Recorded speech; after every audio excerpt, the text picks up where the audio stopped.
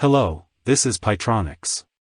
We will provide an online tutorial to let you practice on MicroPython programming, using the Raspberry Pi Pico. The first tutorial is to install the thonny application. It will help us to get access to the Raspberry Pi Pico and upload our project code.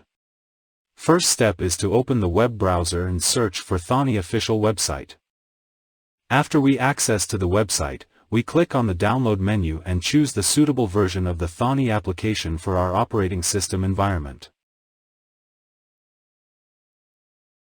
Let the application to be downloaded to your local drive, and then we start the process of the installation.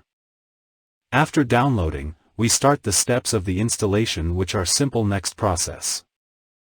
Give it a time to finish copying the files to your system. Finally, the thonny application icon will appear on your desktop. And this is how main interface of the application. See you in the next tutorial.